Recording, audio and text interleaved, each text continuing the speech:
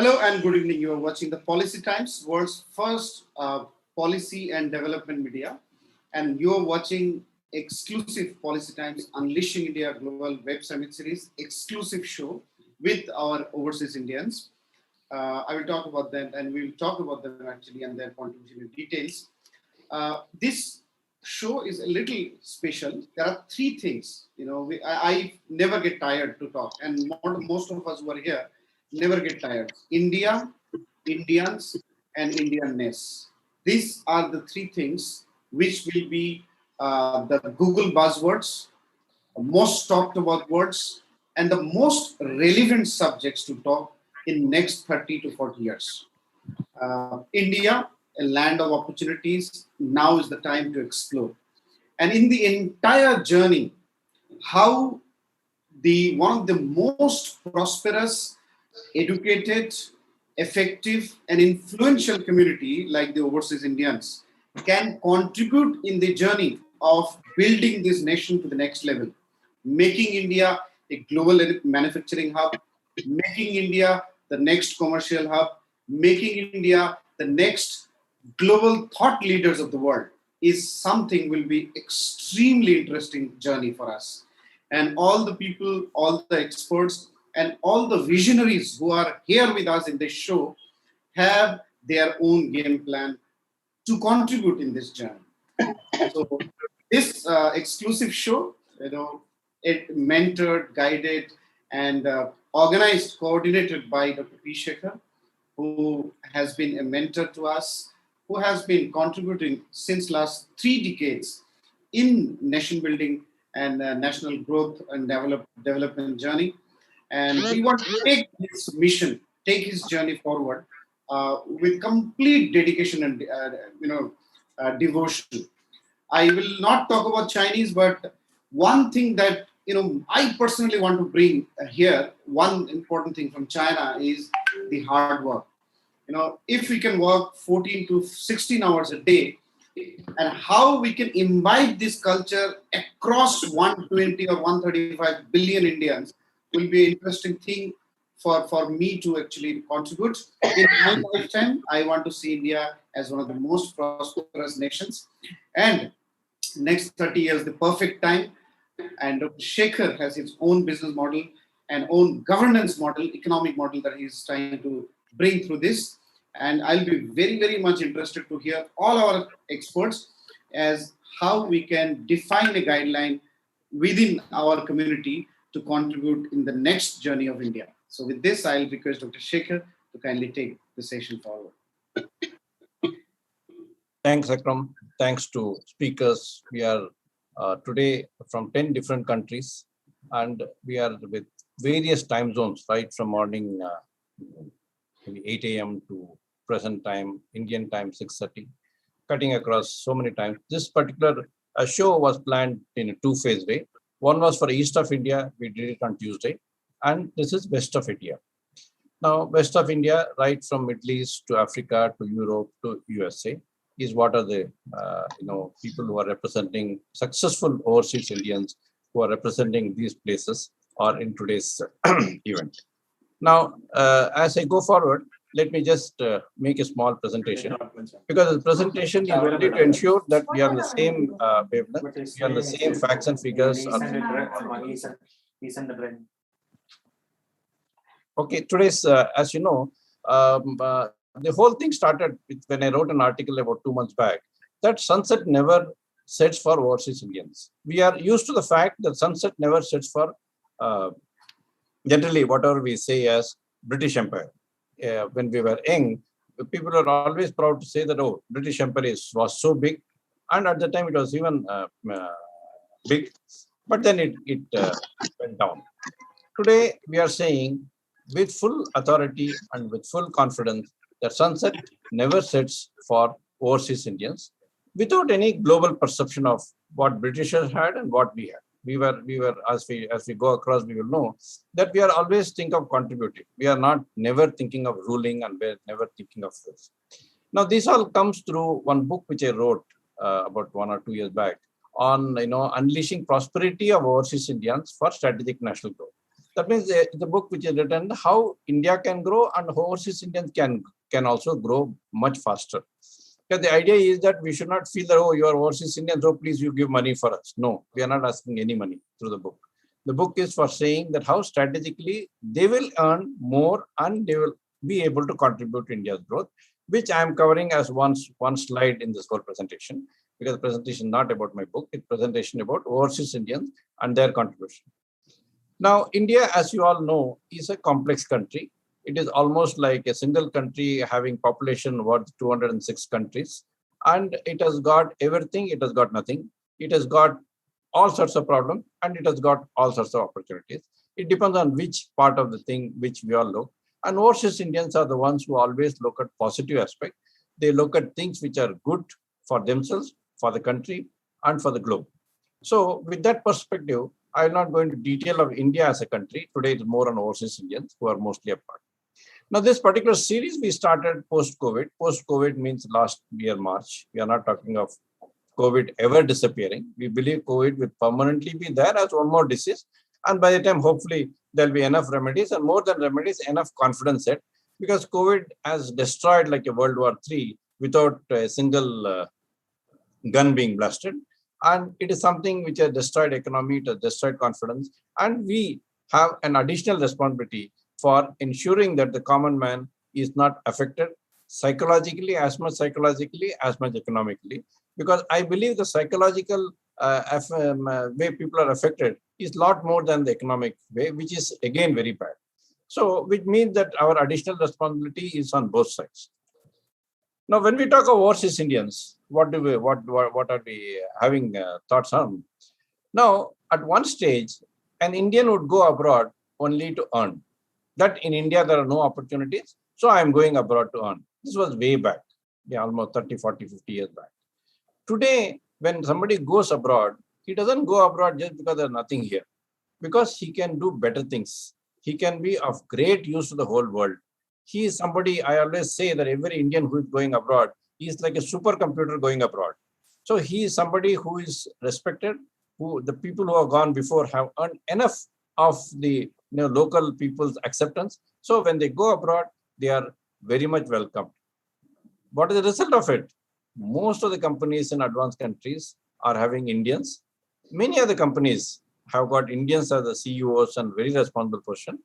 And we hear then the first speaker, Raj, has to clarify that if an Indian is on the board, the country's stock prices go 30, 40% higher. This is what I heard. I have no justification to make it as a claim.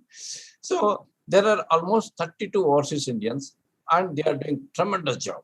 So a few of the slides are more oriented to USA because US becomes a standing example for other countries to follow. By no means we are trying to say other countries are not seeing. So this particular slide is to say that every country India has got. Now Indians are there in 210 countries, okay, and there are 32 million Indians. And even in USA, even though by population we are only 1 to 1.2%, but on contribution side we are on a very different way. We had in one of the sessions one premier person from US had come. He said that Indians earn 2.5 times the higher salary, general salary earned by Americans. So it is not because we are bargained it well, because we are given. We ensure that the output that is given is something which is worth the money which is spent on them. Now there are other facts and figures which I will not go on a slide by slide basis because there are interesting people from whom we want to say. But just to say overview that there are a lot of unicorns which are coming from India. There are 61 unicorns. One unicorn is something which is coming to $1 billion. So they are all there. They constitute almost $99 billion in terms of their valuation, and they are there throughout the world. Now, coming to the contribution of these overseas Indians from the Indian point of view, these 32 million Indians contribute almost $86 billion. Contribute doesn't mean to the India's economy. They are sending the dollars to themselves in India, and it is growing by the day. With all the pandemic coming in picture, there was only a drop by about 0.2, 0.3%. It was all up. Okay. Indians' contribution, keeping Silicon Valley as an example, because Silicon Valley is one of the toughest place to contribute, grow, because it is so challenging. Indians contribute heavily there. Okay, So in terms of its entrepreneurs there, in terms of technical skills there, in terms of many companies which are being manned, serviced, anything, Indians have a very big role. And there is, of course, whatever I call a startup fever, because this is going on like a bug. There are more than 1,000 companies in Silicon Valley itself founded by Indians. And there are 10 or 100 times more in India, which is going on. So this is again about remittances. I will not go into the detail of remittances. I will now directly go into the end of the various opportunities which are there for overseas Indians. Now, what we are saying, especially in the book which I have said, is overseas Indians have a very big role to play for their own growth and for India's growth. In all these things, where Akram mentioned of the secured governance concept, which I work for, this is something by which, there could be seamless growth of economy. Here we are saying the hidden potential should be tapped to make the growth come in. Now, what is the hidden potential for overseas Indians? Overseas Indians' hidden potential is his Indianness, many things which he has brought from India as an Indian. At the same time, there's a huge market in India. There is a huge technology in India. At the same time, there's a requirement of technology in India. So there are certain things where India is extremely good. There are many things which can be brought from there to India. And today, many Indians are owning US companies, even sitting in India. So these type of opportunities has to be catalyzed by the overseas Indians, which means it will have a huge business. Now, in all these things, of course, in secured governance as such, it's a very long subject itself in terms of its working. It says take value valuation for growth. So that, and value valuation comes because of the hidden potential. Okay, that is to put in one or two words only. So some are very, very large projects are going on through this concept. Now, when it comes to this is again skill development, I will not go much in this particular discussion. Now, what we are saying about overseas India, these next slides are very, very important. This is a summary of my just 250-page book. Now, what we are saying is India should plan for almost 2 to 3 million Indians going overseas every year. Today, it's hardly 3 lakh. That means we are trying to suggest that one more zero has to be added on the right side on the number of people. And India should also welcome 1 million Indians to come from any country to India, so that it is not like, it should not be a one-way traffic. Because today in India, many Americans come and study in Indian IITs and all, which was not common when we were students. Today it is reasonably common, even when you go to any mall and all, foreign couples who are staying and living in India being there. So Indians should also welcome 1 million Indians, 3 million should be planned. And when we are planning this, it should be with full skills get developed. There, overseas Indians have got a huge role to play. That every sector, what does it require? How does it require? Why does it require? That goes through. And this is hugely commercial. It has got a high level of commercial importance because, whenever somebody is going abroad, they are ready to spend 10 to 20 times the normal cost, which is there. And there are enough banks to fund such training skills. Then, when so many Indians are going to go abroad, we are recommending that even there should be a law enforcement office with the permission of the local government on Indian consulate, so that when an Indian gets harassed, yes, they should be taken care. When Indians start harassing, please pick them up and bring them to one of the islands which should be kept reserved for overseas Indians who are who are bringing disgrace to the country. So we do not want too many of our Indians languishing in other countries' law enforcement. The moment even a judgment comes against an Indian abroad, they should be brought to India. Same judgment should be done in India. This is, of course, this calls for a bit of a debate. Just all things of skill development, Indians joining together and setting up, banks. Then funding. See, the people from USA, UK, they are all waiting to fund India. But the system, they do not know. If Indians form a good bank, Indians take over a good bank, which are all today reasonably easy, then it is very nice and very cohesive for the economy to grow. There should be very good, collaboration for technology. There should be highest collaboration for education and still more high for defense. In defense, India, along with especially USA, can do a very, very big and this job. So coming to close my topic, yes, coincidentally, my own book had the forward note by today's, guest of honor, Ambassador Anup Mudgal. And with that, I will at least close my presentation and come directly to inviting today's guest. Yes, in the normal sense, the ambassador who has come as guest of honor should have been the first speaker. He himself requested that let me be the last speaker. He would like to listen to all and give a concluding valedictory from guest of honor. So he would like to listen to all, and that is the beauty of the Indian, thinking. He doesn't want to give a talk and run away. He wants to listen, and as somebody who knows what is happening, he would like to see that what he says is relevant to the people concerned. So I'm sure because of that, people should, and he's one of the highest ranking IFS officers. He retired as an ambassador, and it was ambassador to many countries. So I'm not typically going into that background. So when it comes to him, while introducing him at the end, I will try to say. Now, the first speaker I would like to invite is from USA.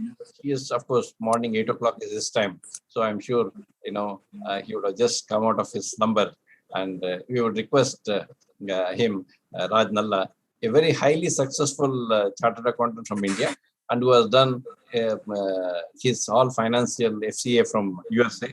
And he is also the chairman of ICAI, Indian Chartered Accountant Association's Dallas chapter, trying to open a lot of avenues for Indian companies who are trying to set up base in USA, expand in USA to make them in New York Stock Exchange registration, and so many other things. I would like him to talk about himself, about what work he's doing, and as an overseas Indian, what is it that he feels should be the way forward for a successful the successful expansion of Indians in the global scenario.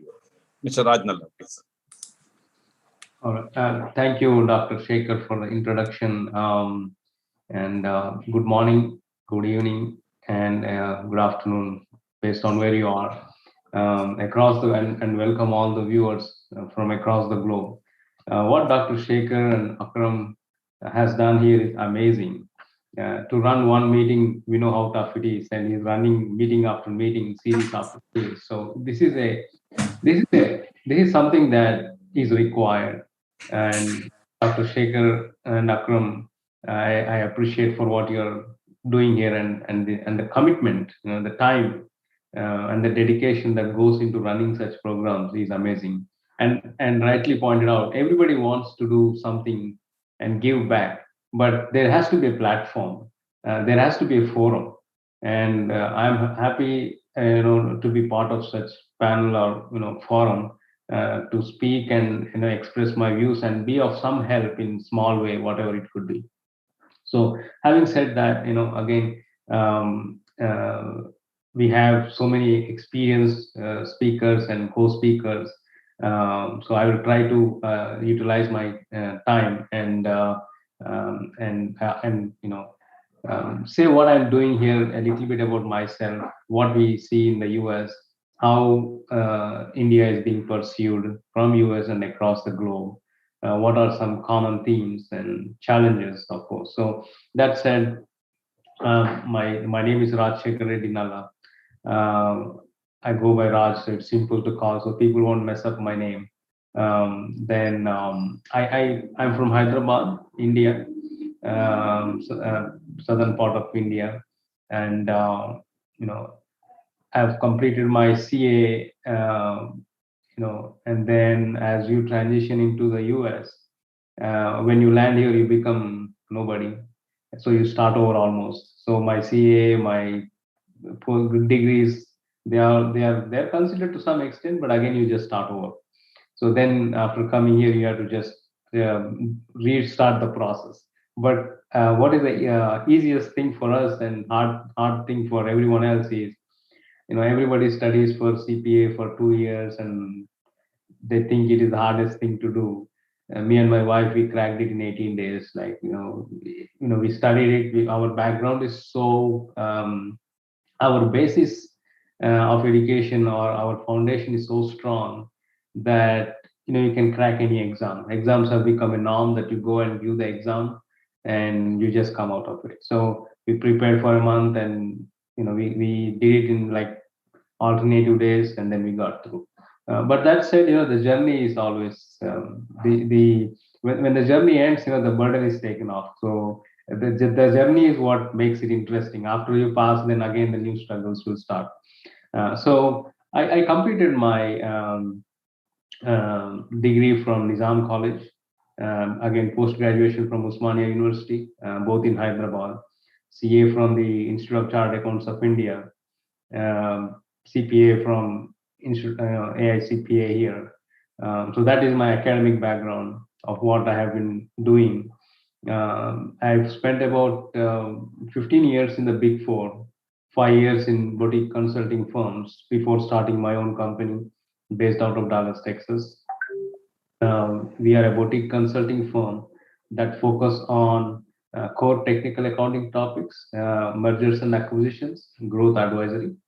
We do a lot of business combinations, IPOs, reverse mergers, SPAC transactions. Right now, one of the transactions that we are working is the third largest SPAC transaction that got announced in the US with 36.2 billion valuation. So some of the transactions that we are involved, even being a small firm, is because of the quality that we deliver. So that is apparent. That shows off how diligent we work and the quality that we deliver. So we are known for that. Then apart from running my own company, I'm also involved in with a number of non-profits. One of them being something that we started during COVID and have been highly successful in doing, is setting up the Institute of Chartered Accountants chapters and representative offices across the United States.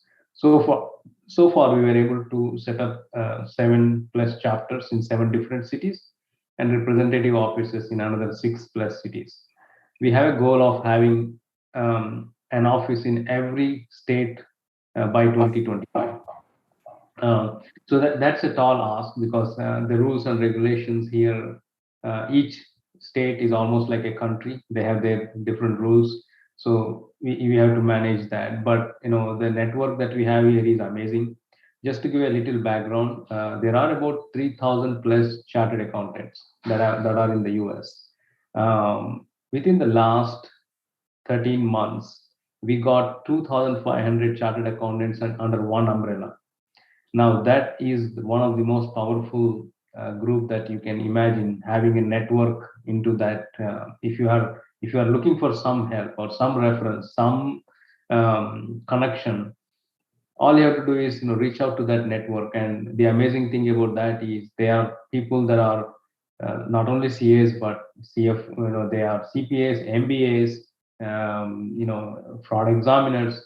That's one part of the academics. But the big part is some of them are at high corporate positions wise. Some of them are key decision makers. So chartered accountants are coming here. They do the CPA, who have multiple degrees now, but who are also in control of affairs of large corporations. And I'm not even our Indians or people of Indian origin run companies. Dr.P.Sekhar's presentation are all the metrics. Right, so I'm not going to take any single name, but CEOs that run the biggest companies here are Indians. So that's a matter of pride and also a big responsibility to continue that. Right, so whatever we do, we not only work hard, but we are known for working smart. Okay, that's a big differentiating factor for us, and we bring diversity to diversity in thought process, and that's what makes a lot of these bold compositions these days, right? So there is always this talk of diversity. What that really means is people want different opinions. Okay, so they need that different perspective, and we are one of those that bring not only bright ideas but different perspectives. And we do constructive strategies, which is what they are looking. Um, so that's it.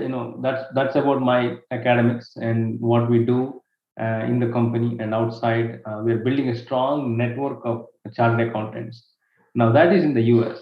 Now chartered accountants are not just in India or in the US, they are across countries. With this network, we are also expanding and connecting with Europe, Africa, you just name it, the smallest countries possible. If there's one chartered accountant, you need any help, in any country, there is always a connection.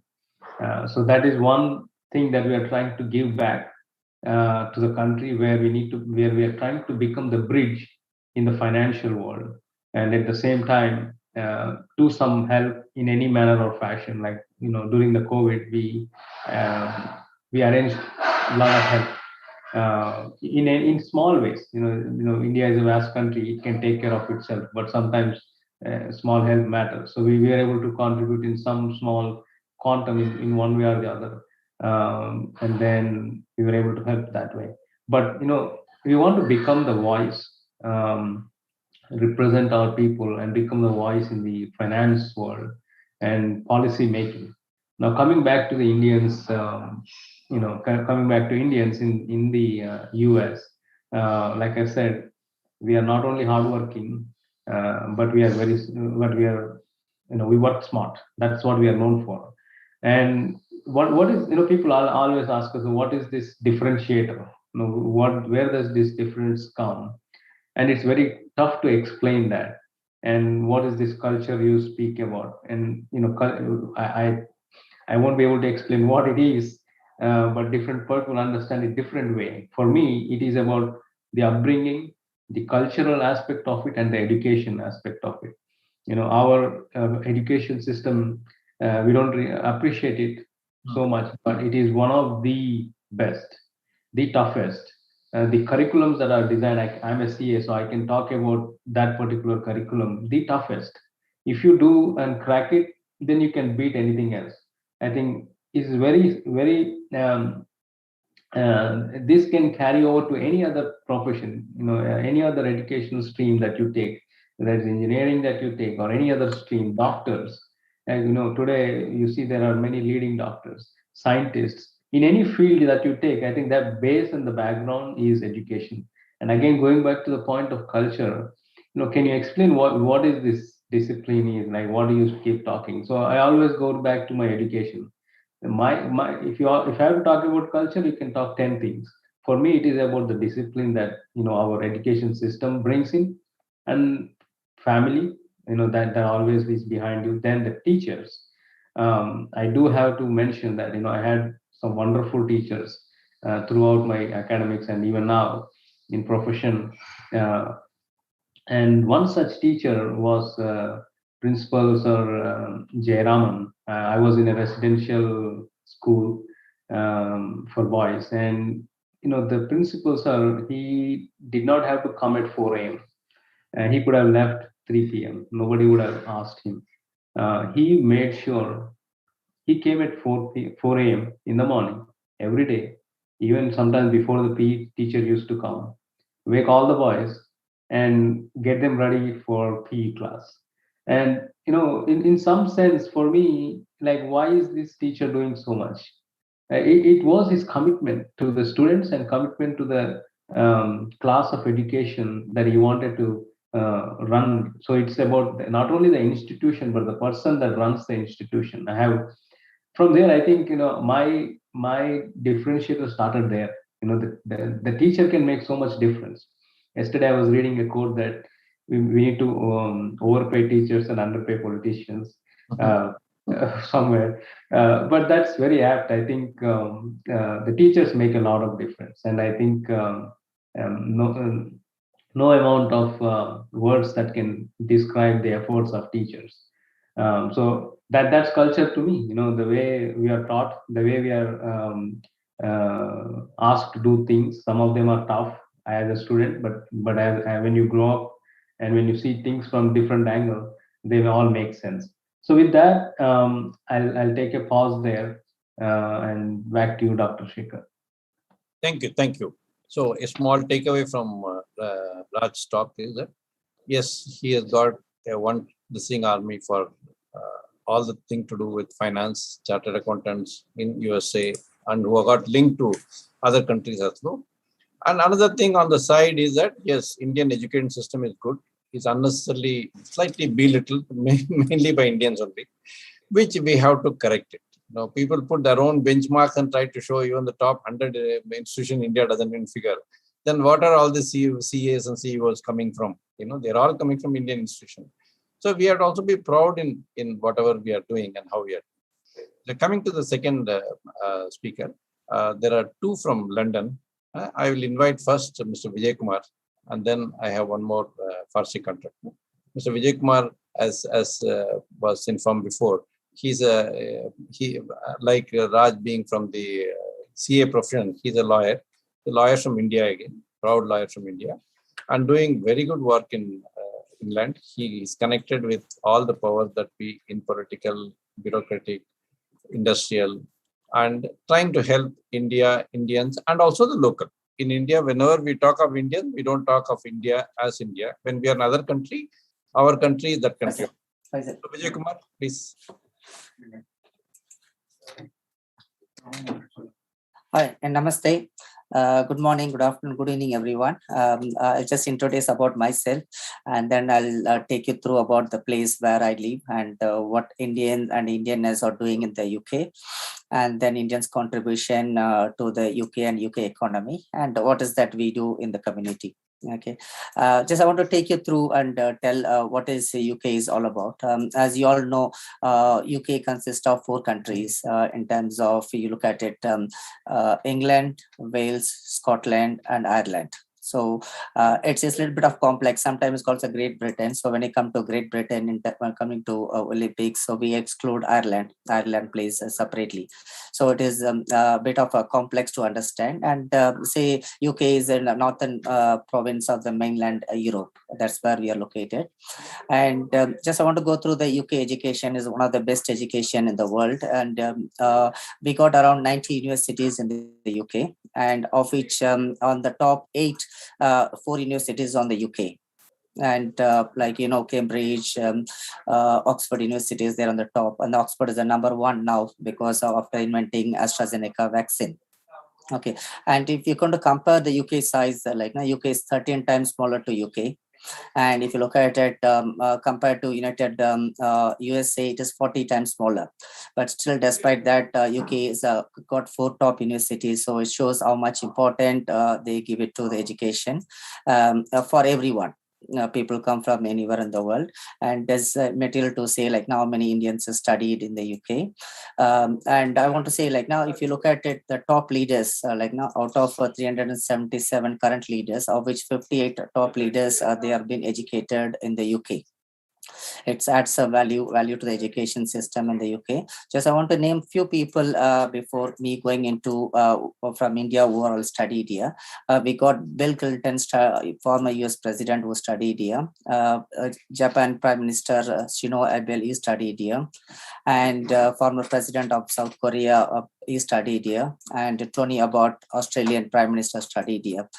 So there are quite a lot of dignitaries, president, prime ministers, they all studied in the UK. And I don't have to say who all studied from India, studied here, Dr. Manmohan Singh, and even if you look at it, Nehru, Gandhi, all are studied in the UK. And coming to the Indian and Indianness of UK, so we got around 850 Indian companies in the UK. They're doing remarkably very, very well, of which they contribute around 50.8 billion turnover. It's just comparatively higher compared to 2020. In 2020, it was around 41 billion. So the Indians are doing tremendously very well. And the Indian companies employ 116. Again, compare in terms of like, geographically how smaller it is. Like we can't compare with the US. Probably the number may be very high. But in terms of employment numbers, we got 116,000 people of Indians are working in the UK. And Indians pay around 459.2 millions of corporation tax, which is phenomenally very high. Another important fact to add to here is if you look at the company, 47% of the Indian companies have women on the board, which is significant contribution. It's not only Indian men's and Indian women's also doing significantly very well. And if you look at geographically of each of the companies, whatever 850 companies, we got 53% of the company, which is the world top financial capital, that is London. They are situated in the London.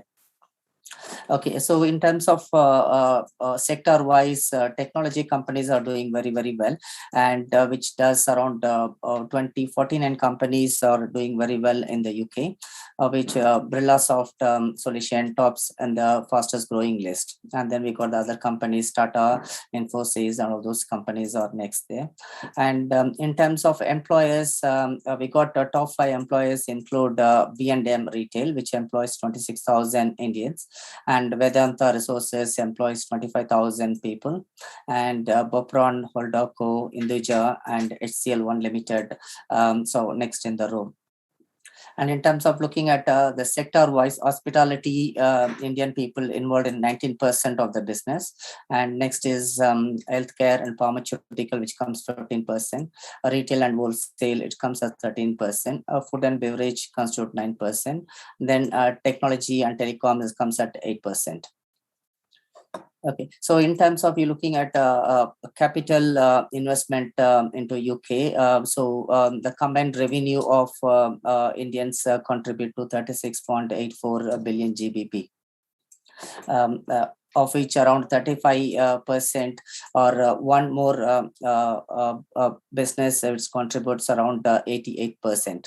Okay, and it's in terms of money remittances coming to India, UK contributes around 4,400 million dollars of money has been sent to say India every year. Significantly is very high compared to any other country in the world.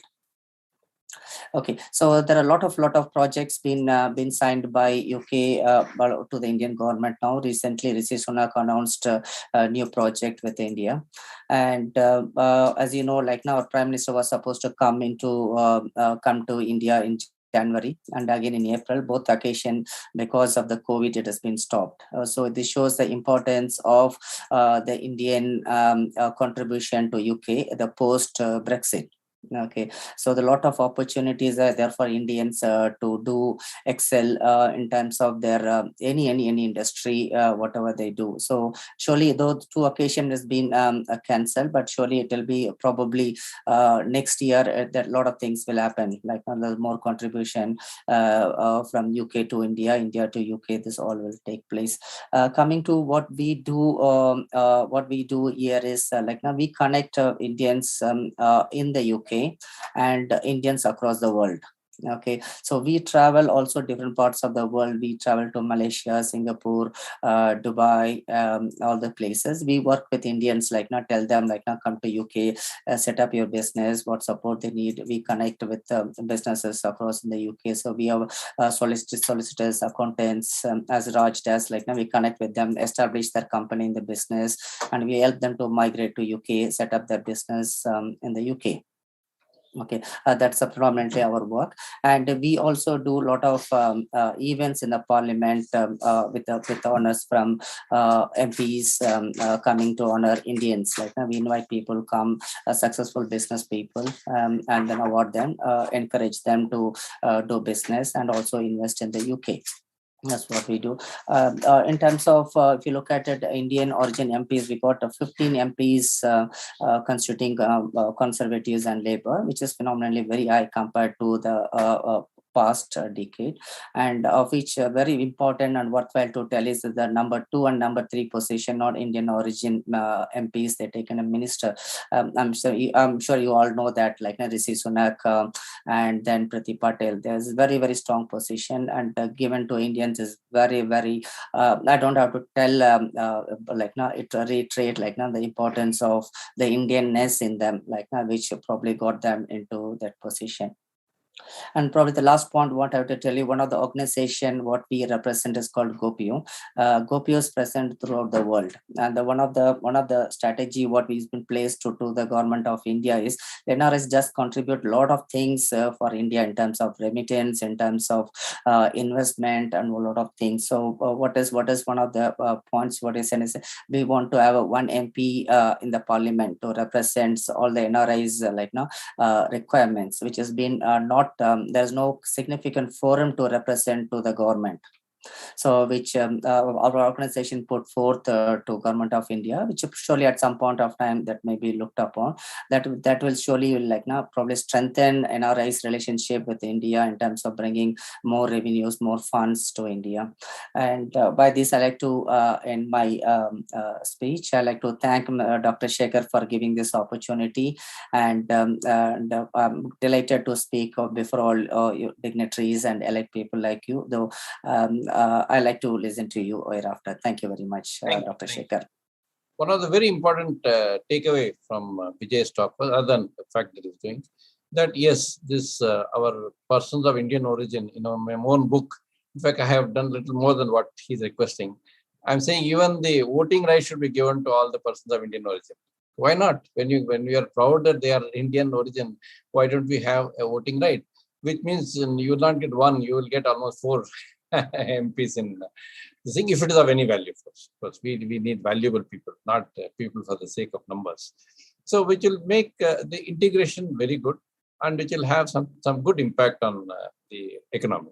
So what I will do before the next speaker, one more person from London, he's not listed. Maybe he can talk for 2 minutes so that, for Mr. Yeah, he's again a person who is in UK for 42 years. Mind blowing. His name is Farsu Contractor, and doing very good work in technology and very good work in this thing. Farsu, he wanted to talk only for 2 minutes, please. Just let us at least hear a sound bite. Hello, Secretary. Yeah. Yeah, please go ahead, Farsu. Okay. For the start with, is Sekharji and Akram's team, they are doing a wonderful job, and they are giving the real platform for the people all over the India and outside to represent their views and get connected with the motherland, which is excellent job. I have been here for nearly 42 years, and many people have joined the mainstream.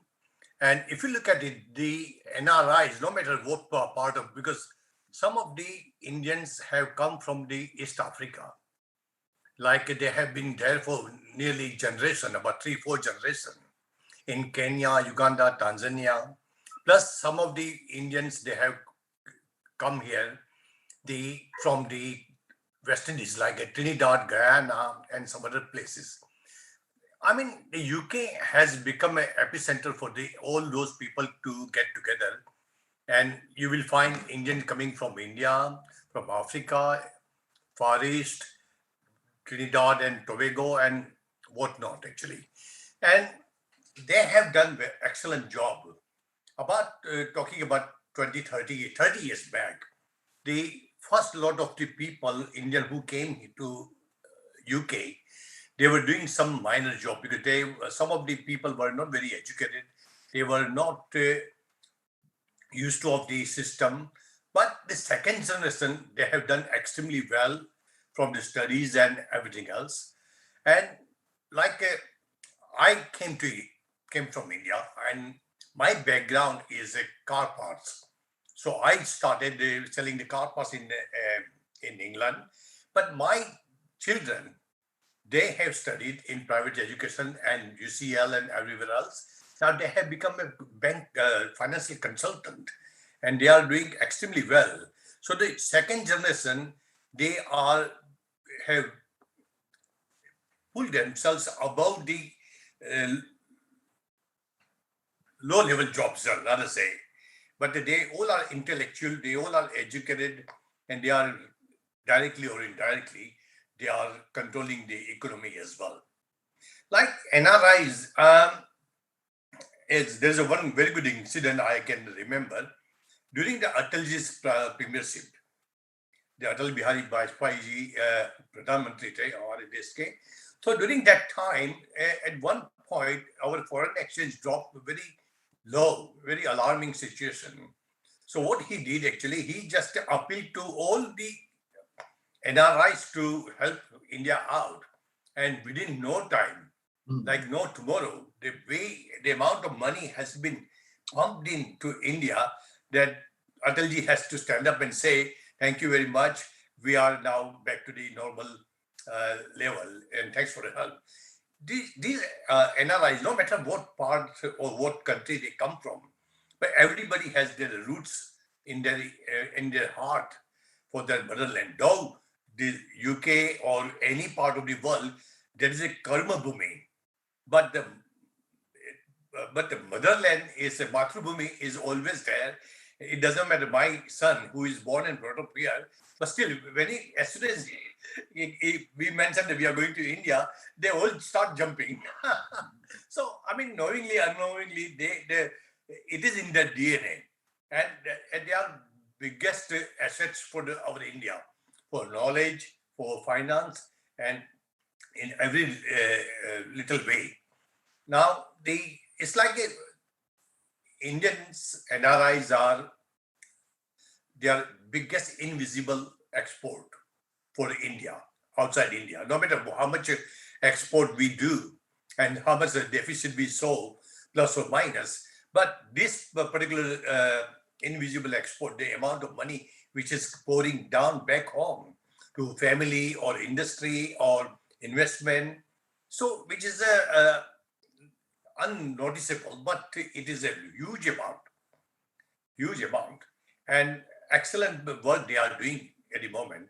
And as my previous speaker says, Vijay, that most of the people are in politics and they are controlling in very high post, and it is, and they are influencing directly or indirectly to the world economy and world policy as well. Today is a time that nobody can ignore us. And people know who are the Indians and who are the non-Indians. Even they have made lots of impact onto it. I won't take much time of yours. Thanks for having me. I appreciate it. Thank you very much. Thank you. Thank you so much. Now, from here, we will go to Africa. Our friend Clarence Fernandez is there. Now, he is representing, of course, a country called Rwanda. He has been associated with this country for last more than 10 years. And he is doing phenomenal job for Indians from various country point of view. And then Rwanda being one of the places where he has got a nominated post. He is more representing an African interest. Clarence, can you? You have to unmute, please.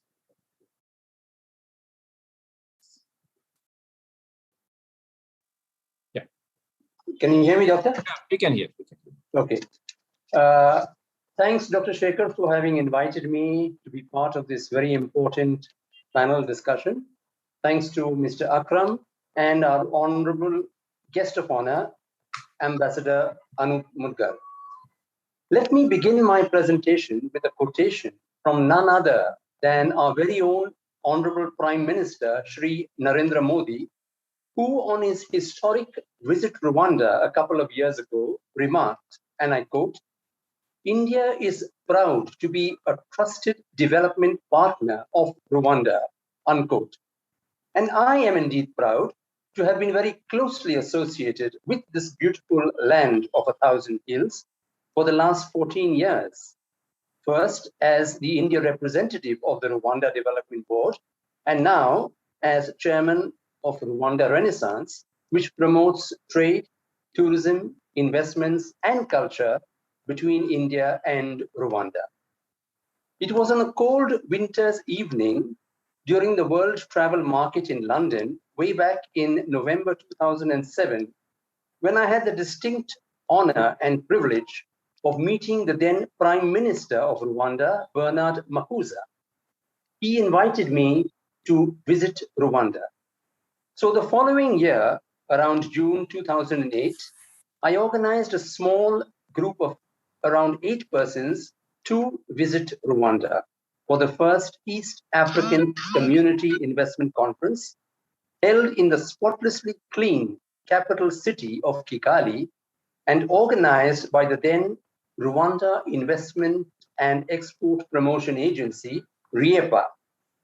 RIEPA was later rechristened as the Rwanda Development Board, RDB, a 100% government agency reporting directly to the Office of the President.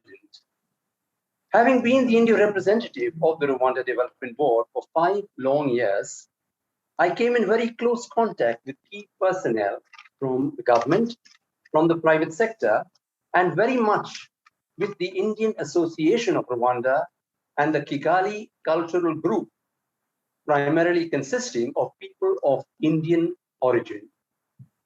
Rwanda is a small but beautiful country located in the heart of the African continent. It borders Uganda in the north, Burundi in the south, Tanzania in the east, and the Democratic Republic of Congo in the west. From Mumbai, you can fly the dream of Africa on one of Rwanda Air's modern aircraft in less than 7 hours. Let me briefly take you down memory lane. It was on the 4th of July when the bold, the dynamic, and the charismatic Paul Kagame overthrew the genocidal ruling regime, which within a short span of 100 days brutally massacred over 1 million innocent men, women, and children during the 1994 genocide against the Tutsi. Under the able guidance and astute leadership of His Excellency President Paul Kagame, the country has been steered from what was considered a failed state to become one of the most prosperous and progressive countries in the whole of Africa. It is a matter of great pride that the Indian Army, under its Indian Peacekeeping Force, IPKF, was very much involved in peace building during the transition from the genocidal regime to the current democratic government. Over the last 27 years, India has invested over 600 million US dollars in Rwanda over various industries and various businesses. The COVID-19 pandemic put a damper, but that is a global phenomenon. As Dr. Sekhar mentioned, it is something we have to live with. So we can't get away with COVID. So we have to work around the COVID situation and move ahead. The government of Rwanda has effectively controlled COVID-19 pandemic.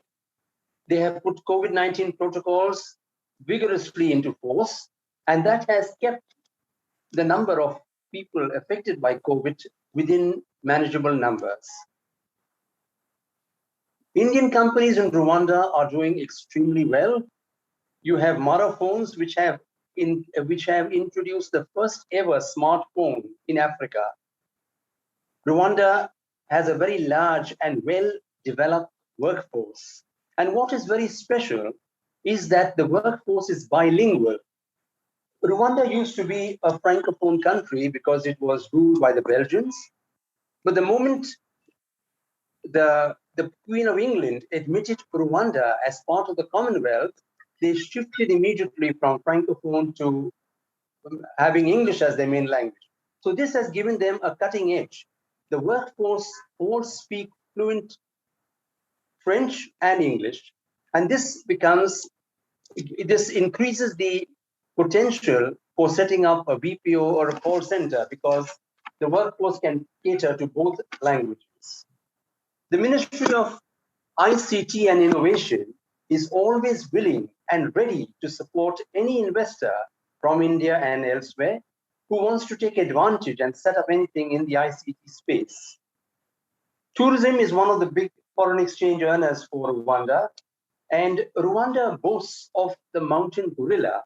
In the whole world, there are only 2 countries where you can view the mountain gorilla. That's in Uganda and in Rwanda. And just as the Niagara Falls is always perceived to be more beautiful from the Canadian side rather than the US side, viewing the mountain gorillas is perceived to be much better from the Rwanda side rather than from the Uganda side. In the last webinar, the Honorable Guest of Honor spoke of Lourdes and how in a small township of Lourdes in France, you have a large number of Indians who have set up business, who visit Indians from India who go for pilgrimages. Likewise, in Rwanda, there is the Holy Land of Kibeho in the southern province. And that is a place where one can get immense peace and tranquility And Rwanda Renaissance, my organization, has taken many Indian pilgrim groups to Rwanda and to Kibeho.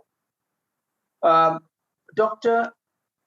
Father Clifton Lobo, who has taken as many as 68 pilgrims from Mumbai to Kibeho and to Rwanda, remarked on his first visit to Rwanda, "The world needs to learn from Rwanda." These are words of Dr. Lobo. And truly, Rwanda, though a small country, can teach the world a lesson when it comes to reconciliation, rehabilitation, and forgiveness. The government of Rwanda puts in place a very strong policy of reconciliation. Every student, before he or she passes out of high school, has to attend a reconciliation camp where they are taught to forget the past. Whatever has happened, but you have to move ahead and work together as one united country. The people of Rwanda, together with the Indian diaspora, which is settled over there, have worked tirelessly to rebuild this small country. And what do we have now? We have a Rwanda today, which offers you the highest levels of safety and security. A Rwanda today, which will facilitate all those who want to invest and do business with the country. A Rwanda today, which will facilitate you the moment you land. A Rwanda today, which firmly believes in good governance and zero tolerance to corruption. A Rwanda today, which will welcome all of you with open arms. Rwanda has set up an international financial center. So you don't have to look at Dubai or Mauritius. You can control, or you can have Rwanda as your base for all your financial activities. And I'm happy we've gotten on our panel chartered accountants from different parts of the world who can look at Rwanda as a base for their financial requirements, for their financial growth. Also, Rwanda is setting up a health city. So it wants to be the health hub for the region. That's the EAC region, which comprises of Rwanda, Kenya, Uganda, Tanzania, Burundi, and now recently South Sudan has been added as part of the EAC community. So there are tremendous opportunities, whether it's in ICT, whether it is in healthcare. A lot of Rwandan patients come to India for treatment, and hospitals in Mumbai and Delhi are happy to engage with nurses and doctors and train them over here so that they go back and are better equipped and better trained with the wide possibilities or experience they get while during their training in India. Rwanda has a number of people who are differently able. For example, they can't speak and they can't hear. And when I visited two restaurants in Chembur, it's called Medera and Mime and Mirchi and Mime. Everybody in these two restaurants, except one or two, are all deaf and dumb. And so Rwanda would welcome any Indian organization who might want to partner with the government or with an NGO there to develop or set up a mime restaurant in Kigali or anywhere else in the country. So Rwanda has a center, the capital city of Kigali, and then there are 4 provinces: the northern province, the southern province, the eastern province, and the western province. So each province has their own free zones. Kigali has its own free zone. So there are tremendous opportunities for Indian businesses to grow and set up businesses in Rwanda. So with that, I would invite everybody to come to remarkable Rwanda. Come to the land of 1,000 hills. Come to the land of 1,000,000 smiles. Thank you. Thank you. Thank you. That is the beauty of an Indian. He's an Indian, but now he's a Rwandan. And today he is in India today, coincidentally. So, which is very good. Thank you, Clarence. Thank you for your emotional speech. For a country which was ravaged by, as we know, Rwanda massacre was a very famous massacre around the early 90s. And they have come up and they have come up because of Indians who played a very, very key role. Next, I will invite Mr. Dinesh Tumay. Dinesh Tumay is a chartered accountant by profession. He has been in all the top international international consulting organization, and he has been in various countries, but more in Middle East. So, and he has helped many companies to come to India, set up India, and international companies to grow global. And he has got a lot of things to say. Dinesh ji. Unmute, please. Unmute. Sorry about that. Thank you, Dr. Sekhar, for the kind introduction and inviting me here. Thank you to Akram as well for having me on this show. I'm basically a chartered accountant like Raj. And I also was instrumental in setting up the chapter in Kuwait for the CA chapter. And 98, I remember November 98, I can probably remember the date as well, 11th November 98. We had none other than Mr. P. Chidambaram speaking to our chapter that time in Kuwait. Of course, he was not the finance minister that time.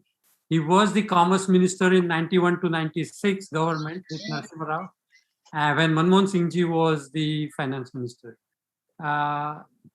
We had a vision that time that we eventually wanted at some point of time that in Kuwait, we can have articleship done by anybody who want to do articleship in Kuwait, Indian origin, say, students. And that vision has become live today. In Kuwait, they can do articleship under Indian Chartered Accountants in either the big four firms or even in industry. Same thing has happened in Bahrain as well. Again, articleship is permitted. So what we saw probably 20 years back is now become really happening, and it's a lot of parents who don't want their children to go away from them whilst they are working in those countries. They're able to do their articleship there. Talking about, I have done deals globally. Whilst I was based out of Middle East, the Middle Eastern institutions were investing globally. I was involved with the acquisition of Aston Martin in London. I was involved with the acquisition of Grosvenor House Apartment Hotel in London. We had the World Island project, the Australia Island, the biggest island in the World Island in Dubai. We acquired yacht manufacturing company out of UAE, out of Ajman, which would manufacture yachts as good as the Italians, but probably at half the price. Talking about overseas Indians, if I look at two different distinctions, there's one class which is professionals, the likes of Satya Nadella, the likes of Indra Anui, Sundar Pichai, Anshu Jain, Ajit Jain. And then there's another class which is the business class, the likes of Lakshmi Mittal, Swaraj Paul, Anil Agarwal. All three basically are out of UK based. Then you have out of Middle East where I have lived, Yusuf Ali, the founder of Lulu Supermarkets, or Miki Jaktiani, the founder of Landmark Group. And all of these people, whether they are professionals or the business class, they have been contributing to the Indian economy in their own ways, whether setting up businesses here. Anil Agarwal has big business in India, Vedanta Group, whether it is Sterlite, whether it is any other businesses, especially in the space of commodities, his big way there. We have seen what Google is doing in India. So after Sundar Pichai has taken over as head of Google, Google has committed $10 billion investment in India for setting up the fund. And the first investment was in Jio. Second probably is going to be Airtel. And I think they're looking for a lot more investment in startup space where they can contribute in a big way. Of course, then the handset is coming in joint hands with Jio, the Jio handset, which is in partnership with Google as well. Looking at the business people, again, they have contributed big time. The Lulu guy, Yusuf Ali, he has set up businesses in Kerala, his home state, hotels, supermarkets, and they are seeing how they can also give back to the Indian society, Indian community in their own ways. They still remain Indian at heart. I think what is most important is culturally, socially, they still remain Indians. Whether it is Bollywood connection, whether it is the food, they remain Indians at heart. And in terms of giving back to the Indian society, I think they've contributed immensely. I'm a very small fish. I try to do whatever I can do in my small ways.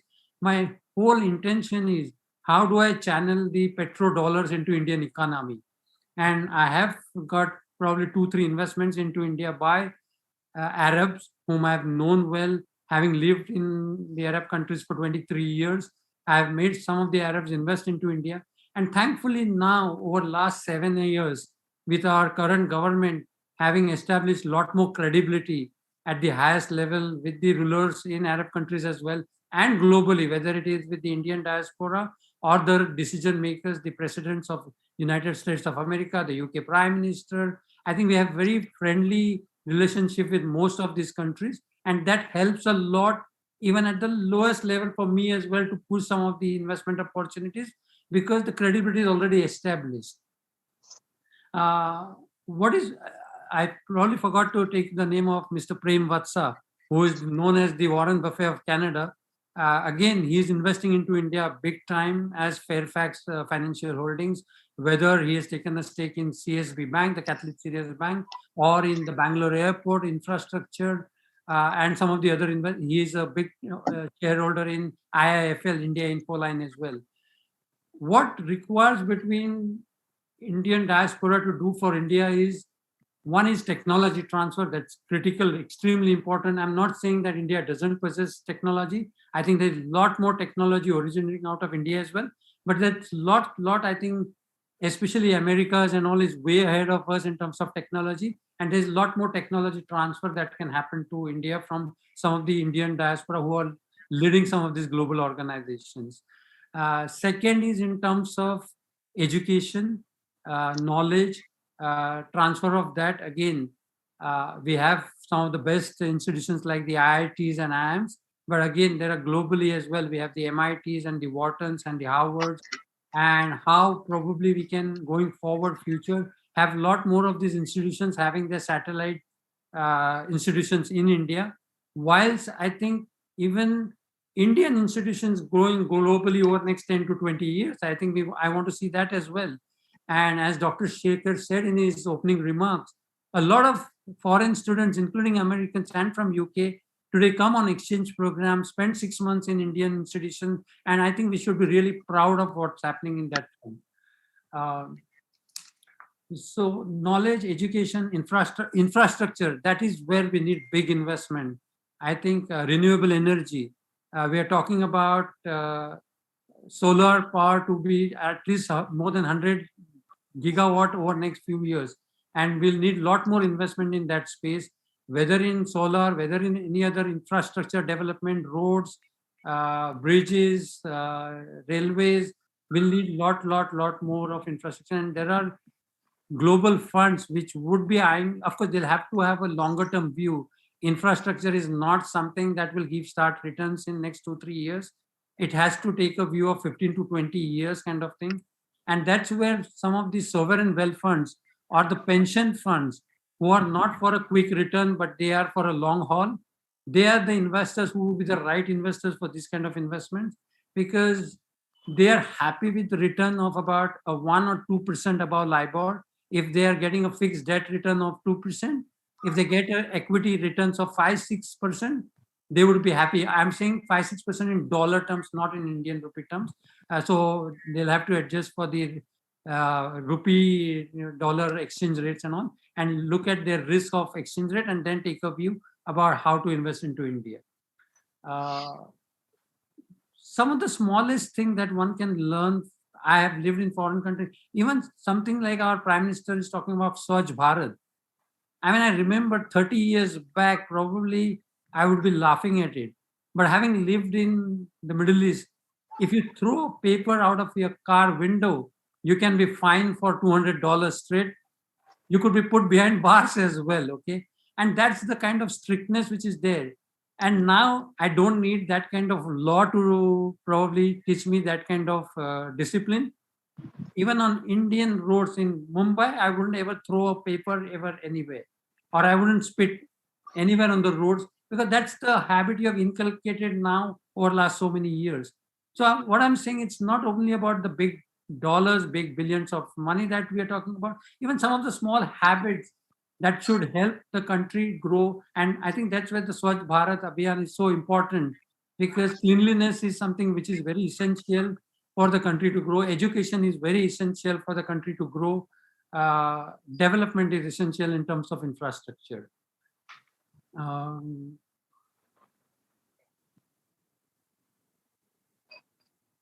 What I want to see today, the topic is role of overseas Indians on whom sun never shines and how they can contribute to India.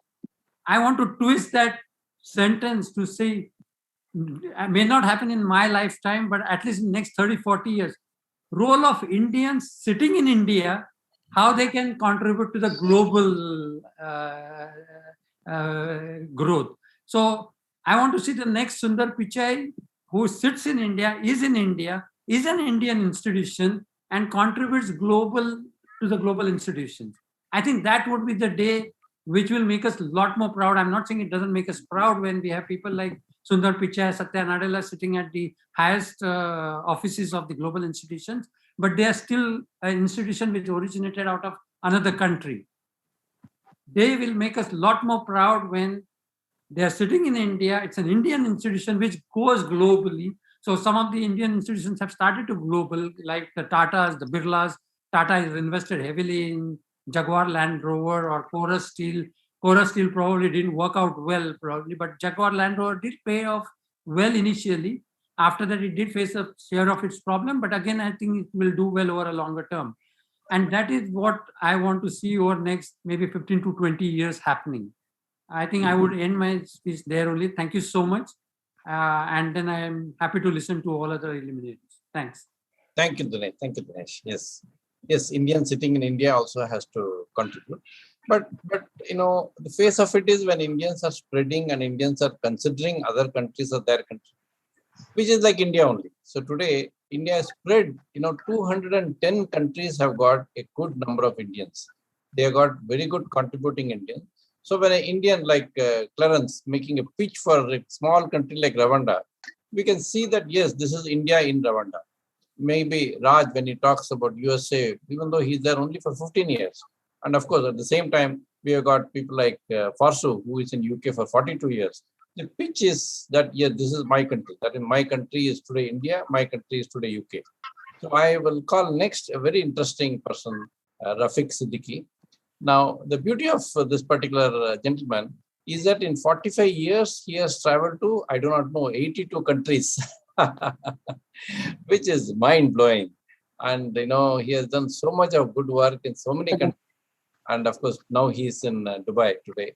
So we would welcome him. He wanted his talk to be short because of his age and other.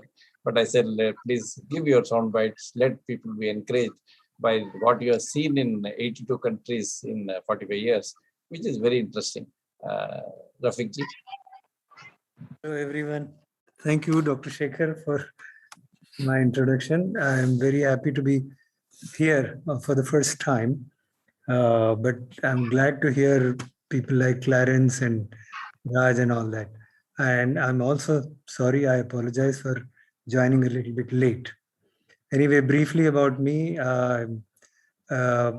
graduate metallurgical engineer from NIT, Warangal, and then I did MBA at Indian Institute of Foreign Trade. I moved out of India in 1976, and I have been overseas since then. About 9 years I spent in the US between 1981 and 89. And after that, I decided to come back to the Middle East for the simple reason that I wanted to raise my children in a country like UAE and not in a country like the US. I have retired in January 2018, and all my previous experience has been in various fields, including trading and exports, but mostly I've been in international trade. And for all that I have done and I have achieved is, I think I would give credit more to what I learned at Indian Institute of Foreign Trade than anything else. Of course, I did attend a few courses in France and in the US and so on, and short-term 1 month, 2 month courses also. My specialization in the last 25 years has been in the field of duty-free. I have helped the company I used to work for the last 25 years in setting up duty-free shops at the airport, at the seaports, and in the downtown in various countries like Maldives, Azerbaijan, Nepal, Bangladesh, and Malaysia. Of course, the company was running many duty-free shops within the country, that is in the UAE, and that has been my specialization. This is some very, very special or very limited field. Not many people are even aware of how it works, what it does, how the revenues are generated, etc. I've done the negotiations, I've done the setting up, etc. Coming back to India, being an engineer, it was all this thing to set up a manufacturing unit, which I did in Aurangabad. I set up a bulk drug manufacturing unit, investing almost 65% of my own money, and 35% I borrowed from MSFC, Maharashtra State Financial Corporation. We ran it successfully. It came into profit. And then the only problem was that if you are not there in the unit, then it cannot be run very successfully. So, like my father once told me, he says, "Oont par baith ke bakri nahi chara sakte." So eventually I realized that I cannot run the factory sitting in Dubai, Sharjah. I almost made up my mind to move back to India, but that was the year I had a massive heart attack and I had to stop. Eventually, I decided that I will sell off the unit. I sold off the unit to a Marwadi, and he, after 4 years, sold the same unit to US Vitamins, another big bulk drug company, for 12 crores. My honest feeling is that being a non-resident, one can go into manufacturing of bulk drugs and pharmaceuticals in India. Those who can, those who have knowledge, should set up something or the other in manufacturing in India and sort of go beyond what China is doing. Our research is excellent, molecule research, and we can use that. There are, of course, the problems which are always associated with manufacturing industry in India, but those can be looked after if one decides to move back to India. That's all I have to say, nothing else. Right now I'm giving free consultancy to anybody who's interested in international trade, luxury goods, letters of credit, finance, etc., etc. And everybody knows where I'm available. Thank you for giving me this opportunity. This was more like introducing myself than suggesting anything constructive. No, it was very constructive. Constructive thing was, do not try to remotely handle any factory in India, which others should know, so that people don't fail and then feel bad. So you should always have either a local partner or local person, and of course the fact that you are there for any international trade, which you are an expert in. So now coming to our next interesting speaker is Rakesh. Rakesh Tarani is from Europe. He was in India just for 2 days and went back. That's what I said, the beauty of an Indian. The mother sneezes a little more and the boy comes running from Europe, India. And her sneezing has stopped and he has come back to Europe. Rakesh ji? He's mute. Yeah, Rakesh, he's running some very good centers in Slovakia. And there he is. You're giving a presentation, Rakesh? Just a small video first. Yeah, please.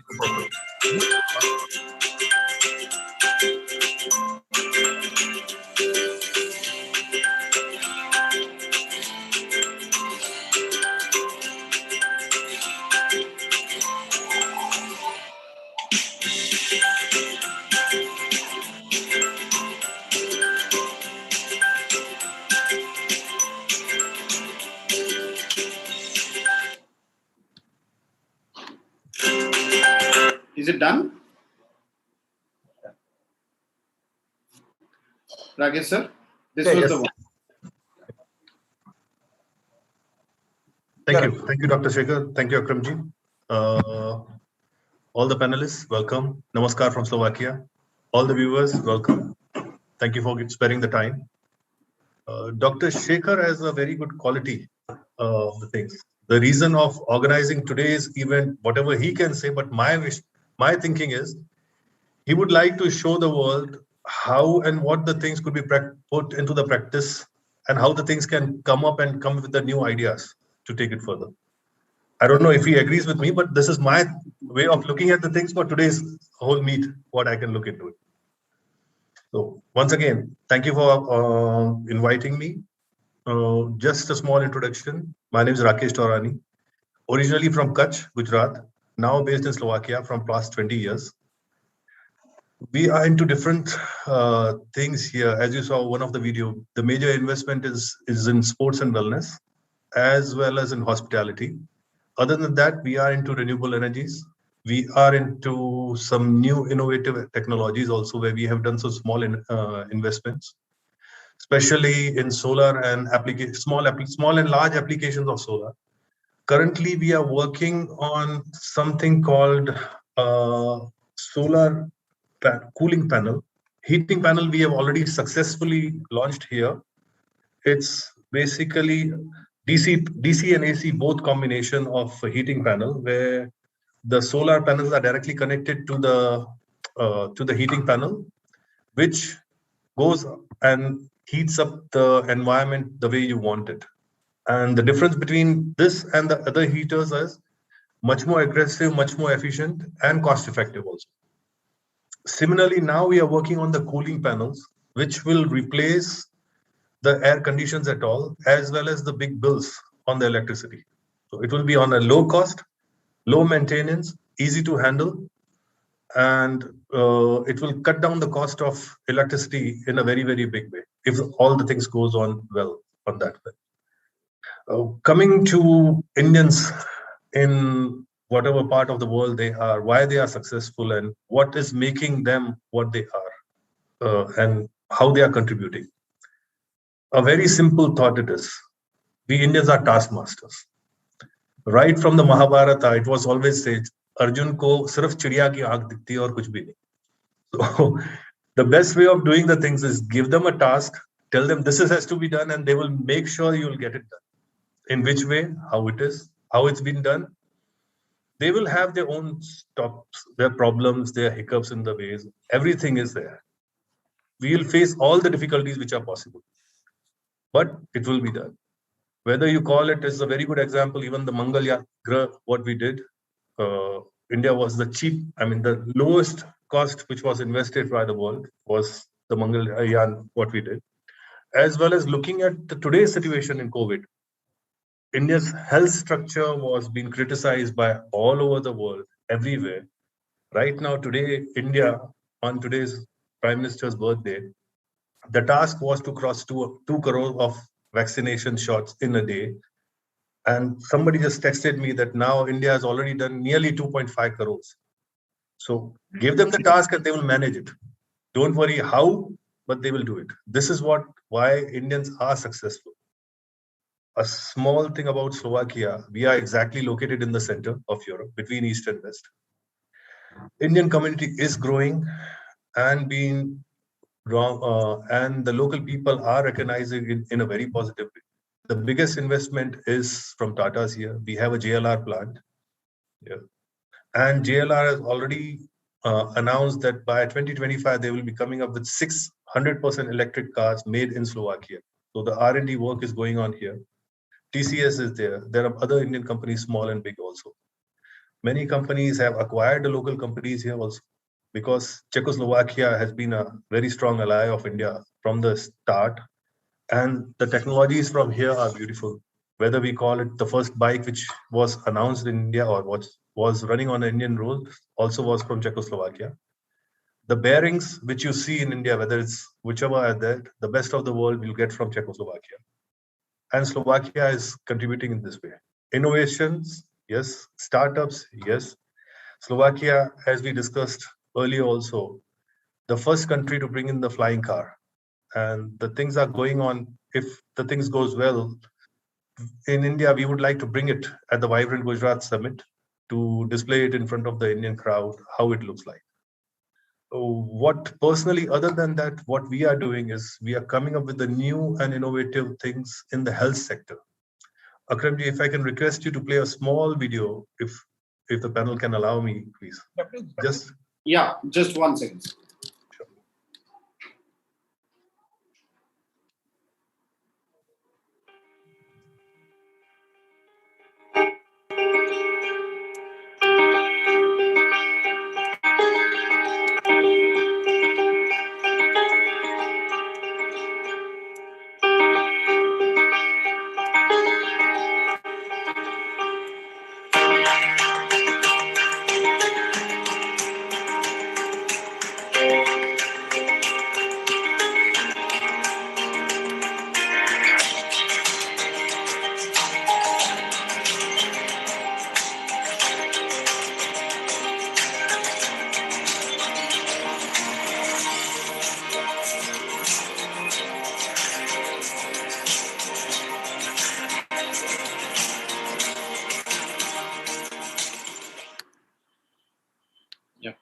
Thank you.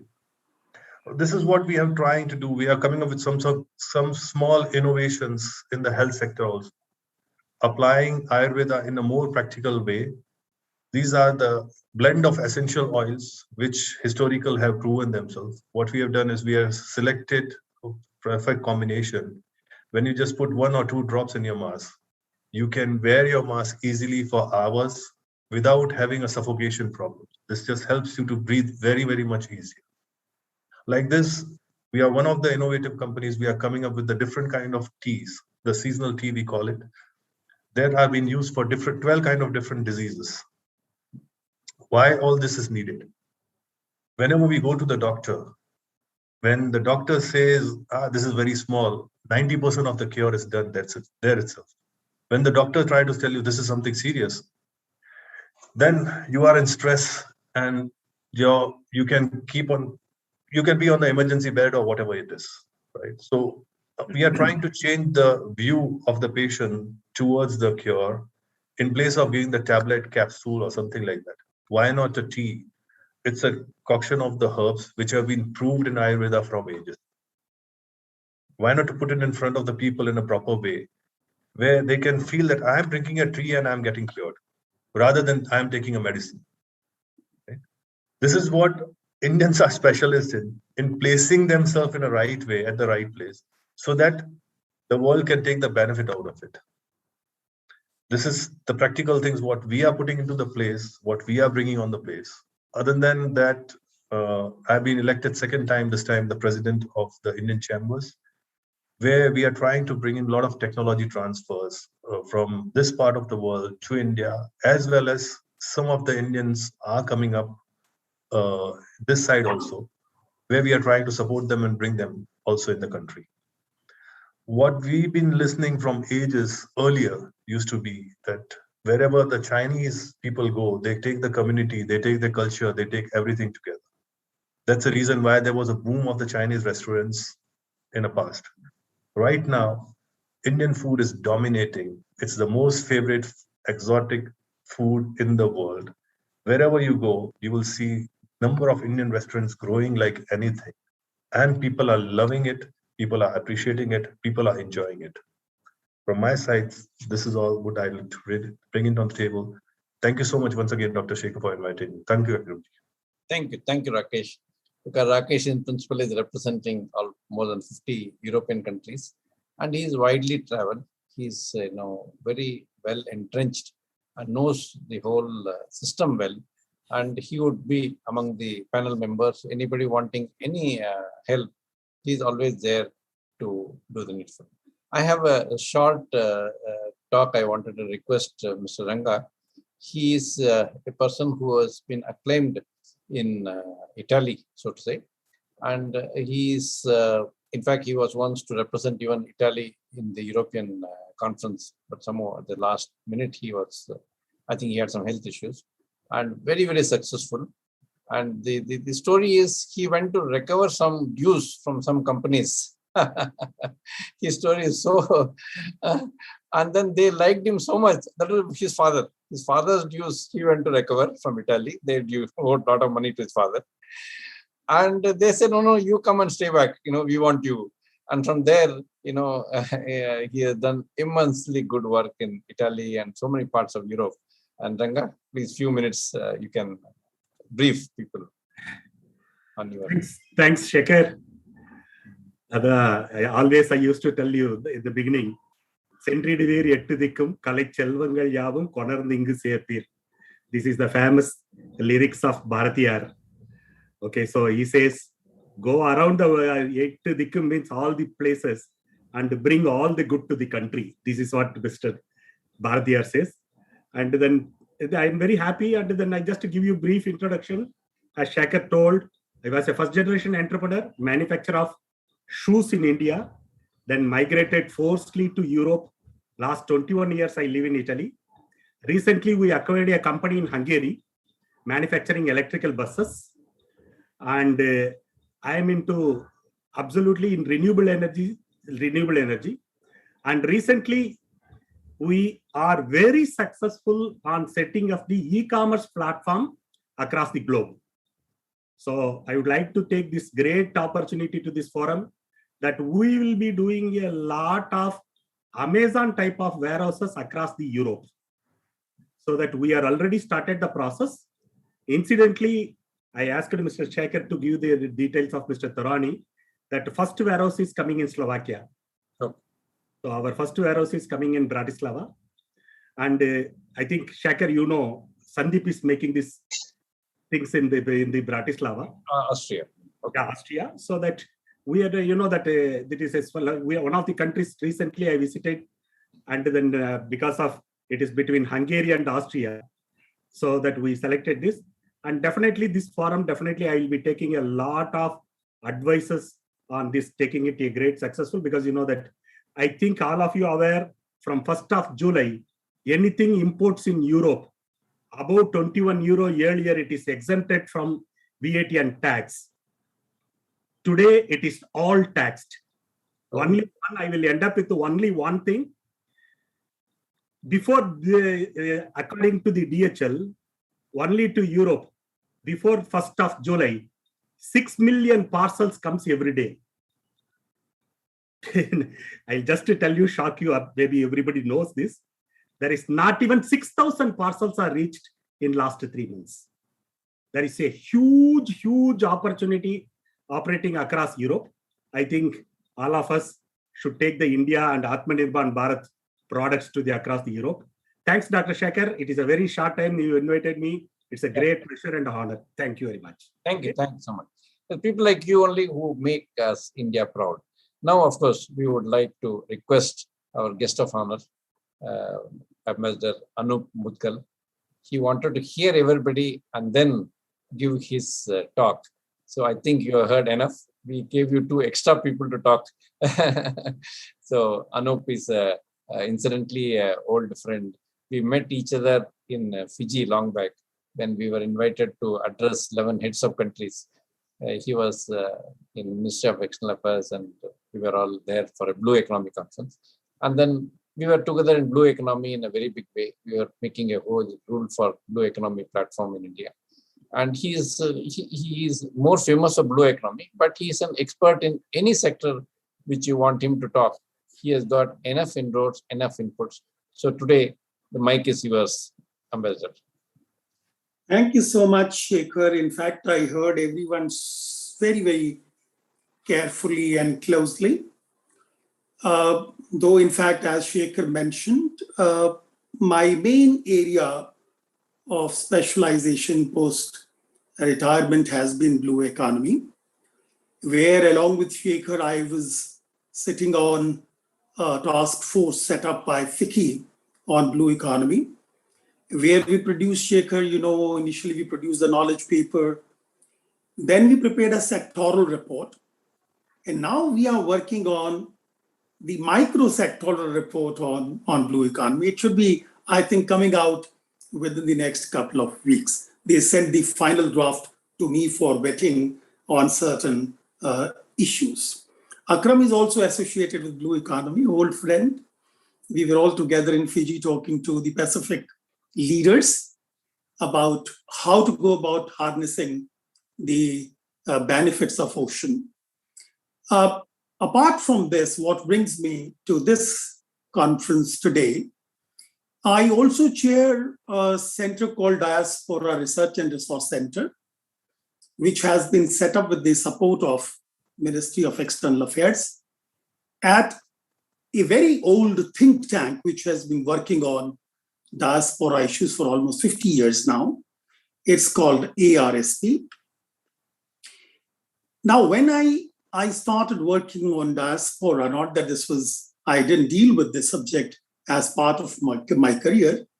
I spent almost 12 years in Europe, then another 10 years in the Americas, then some years in Southeast Asia, neighboring countries, and of course in India. You see, going by my experience of dealing with diaspora, we have been dealing with diaspora very actively, although right from the beginning, but very actively, I would say, for last almost 20, 25 years.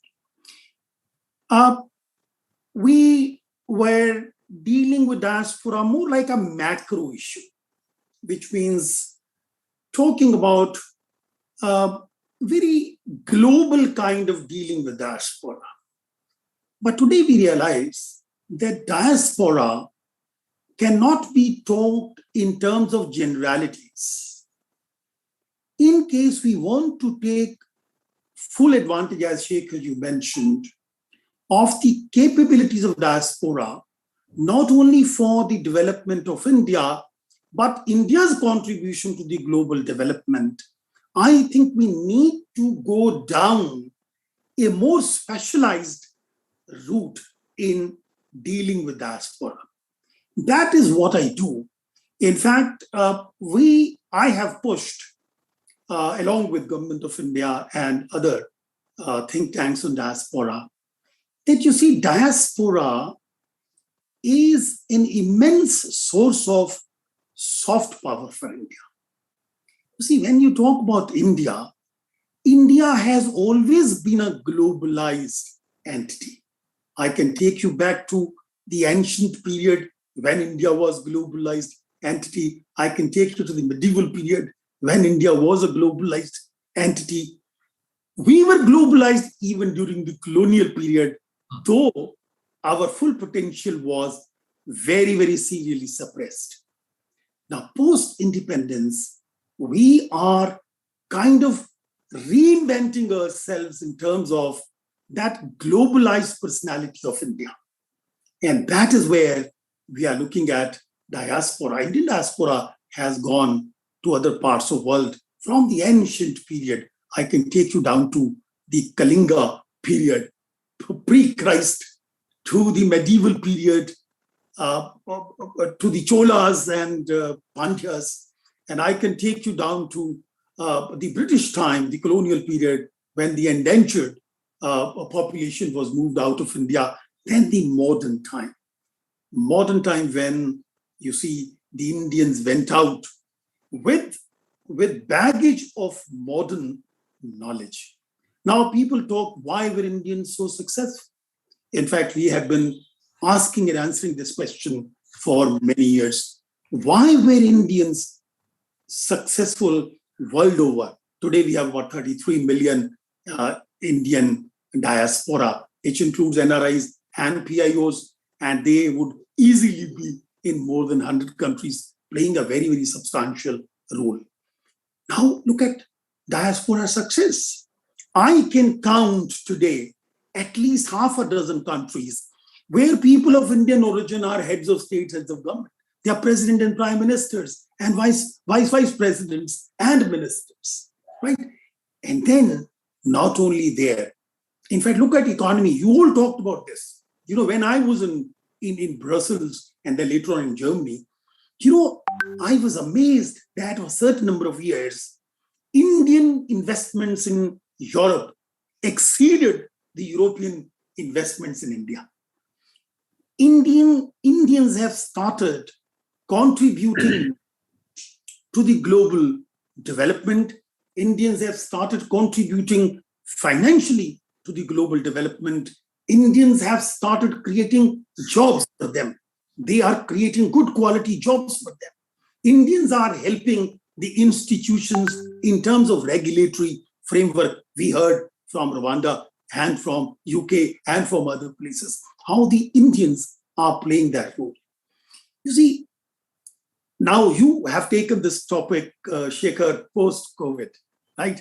Otherwise, I would have gone into many other fields. But let me now talk about maybe more contemporary time. You see, pre-COVID, if we go back to, say, starting with 2015 and onwards, Shekhar, India was introducing landmark reforms in the Indian economy. Be it the GST, be it the formalization of economy, be it, whatever part you want, even demonetization and things like that, or the insolvency, handling of those issues, or then see Atmanirbhar Bharat and Make in India, Made in India, somebody said Swachh India and all that stuff. Now, these changes were so profound that we sitting everywhere thought it will require a certain degree of ground maturity, which means there will be a bit of a relocation of energies and resources, which might see a bit of a downturn for a short while, and then the impact of these reforms will take root and we would go back to digit growth. Unfortunately, what happened? COVID came. Now, COVID caused such a massive economic disruption all over the world and in India. It was beyond everybody's control. In fact, our economy suffered massively. And still, we have not been able to get back to the pre-COVID economic situation for the kinds of disruptions the COVID has caused. But now, thankfully, we are coming out of COVID, not only India, but the entire world, with the vaccination, with the infection-driven immunity and all that stuff. I think maybe in a year or so, the world economy, the world situation will stabilize. Indian economy, Indian situation will stabilize.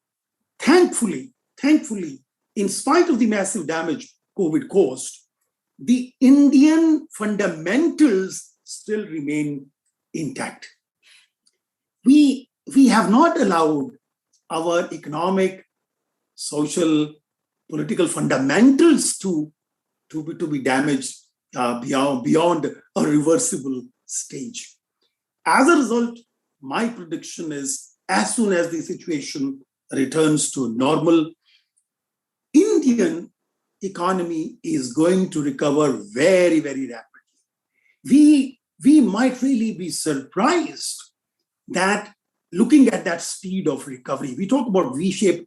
I do not want to go into the shapes of recovery, but I am very confident that this recovery is going to be very fast.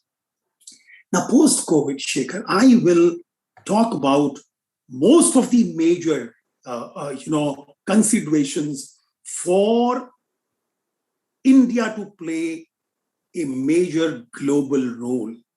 As I said, India has always been a globalized entity, and India's future lies in being a globalized entity. Now, look at, for example, let me talk about geopolitics. You see, today we are going through a very major shift geopolitically, and I am looking at India to play a very, very critical role there. The world is looking at India to play a major stabilization role. Now, that is what diaspora has done all their life, because Indian diaspora carried those Indian values. What are those values? These values give trust to the other party in an Indian person or Indian entity. Because we grow up, it's part of our genes, in fact. We grow up with an attitude which is open, which is tolerant, which is peace-loving, which is cooperative, which is collaborative, and we are never scared or averse to dealing with a counter viewpoint. For example, India never looks at anyone as an adversary. And with those values, I'm sure Clarence would agree with me, no foreigner looks at India as an adversary. Shekhar, I have lived in very, very remote areas. I have dealt with very, very far off people, in fact. But whenever they met an Indian, they saw in Indian a familiarity. They saw in Indian a familiar person or entity who was willing to accept them, who was not rejecting only because we were different. That is India's beauty, that we accept others as they are. Do not force them to change their ideas to our ideas. That is why world over Indians are trusted. Indians are never seen as a threat. And that is what is going to play a role in the years and decades to come. People will look at India because India will be seen as an entity of trust, as an entity of peace and stabilization and stability. Now, when you come to economics, I mentioned about geopolitics. I can go into details, but I would not because time would not permit. Now, look at the economy. Shekhar, can anybody deny that you are looking at an economic entity which is going to be huge, which is going to be fast growing, which is going to be rule-based, right? What else do you want? I can bet, we have certain things to sort out. Nobody can deny that. But people know, we all know, that our intention is to sort out those wrinkles. We do not want to live with wrinkles. That's part of Indian personality. Once those wrinkles are sorted out, you will see India would be one of the most preferred destinations for investors. Now, those investors, not in terms of only money, not in terms of only economy, those investors in terms of knowledge, in terms of technology, in terms of even social values, in fact. When somebody says today, yoga being a global feature where people come to that for some kind of, and this has been a long story. Indian philosophical approach, Indian approach to life as a way of living, in fact, has been appreciated. And that will bring people to realize that India is a safe bet because we are never shocked by differences in our partners. Let them be different, doesn't matter, as long as we are able to work together and create synergies. Technology. Shekhar, I spent time in Americas and Europe. My European counterpart would tell us, sir, future of technology is not possible without Indian brains. Now, our challenge is how to train those Indian brains so that they become an asset, not only for India, but for the entire global community.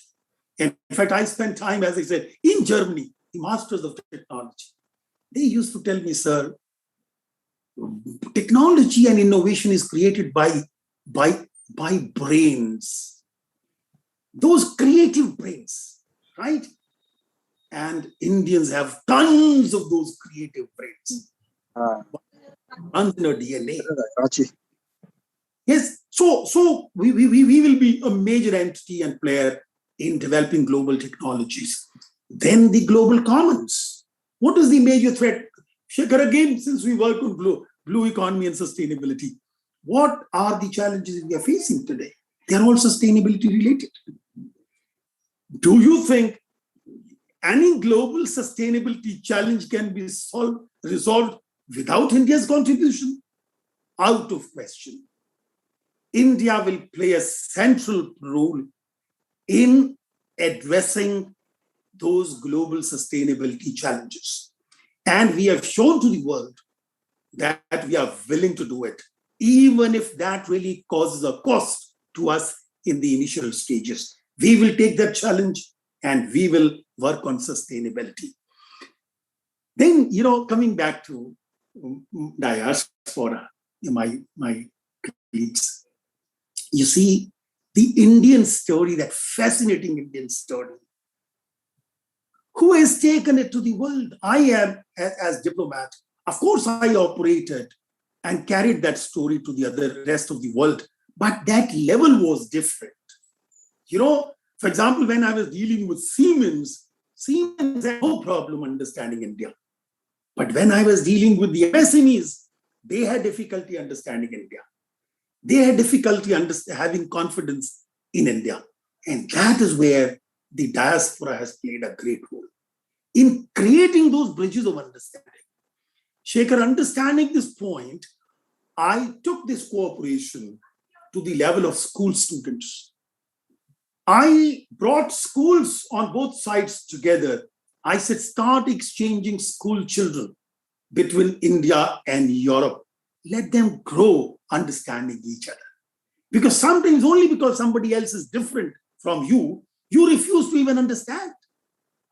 Now, if these kids grow up with that attitude of understanding a different viewpoint, I'm sure it will be a great asset.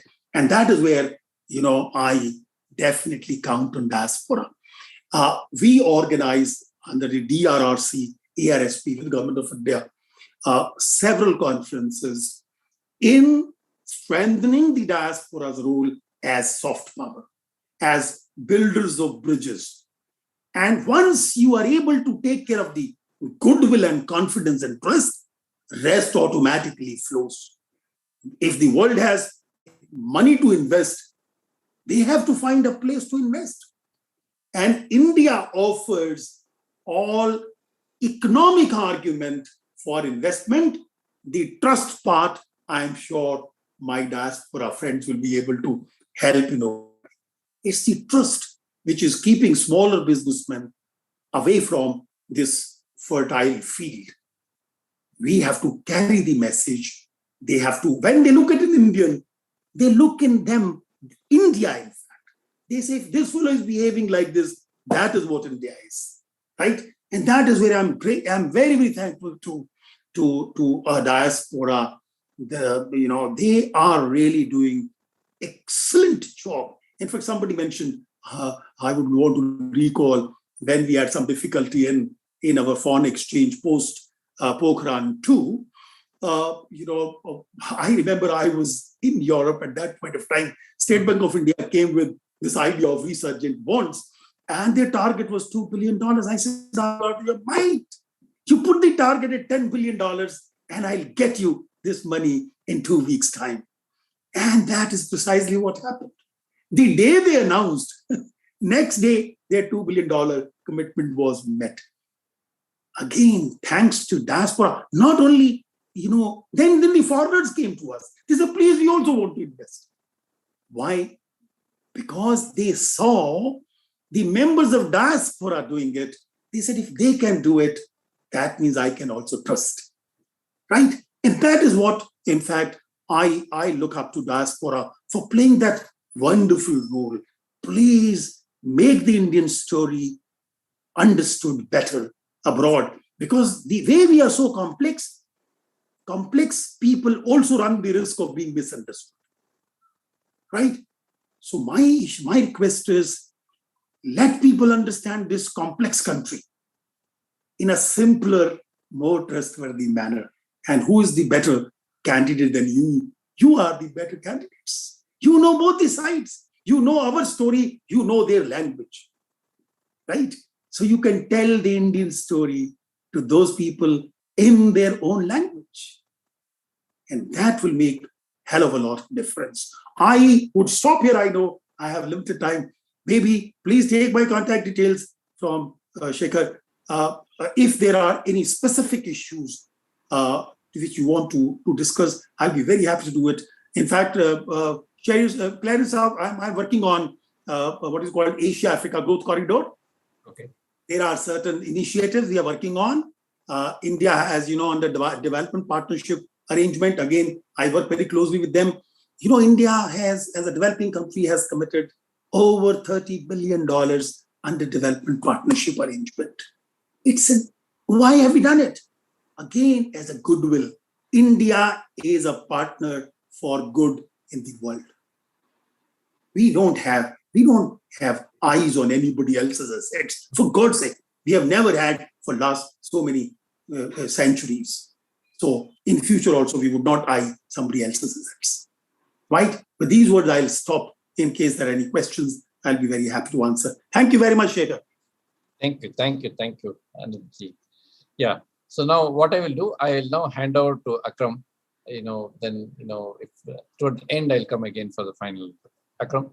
Thank you so much, sir. Wonderful to listen to Anup sir again after a long time, and all our distinguished overseas Indians, experts, and visionaries. I have summarized the questions in the forms of also suggestion or recommendation, and from the audience that I also got from social media, and a couple of suggestions I also got from the panel discussion. So number one point that I'll take 3 to 4 minutes because we'll try to end it at 8:30. Number one, what does India mean or India represent? Actually, India is, if you see, it's just the land.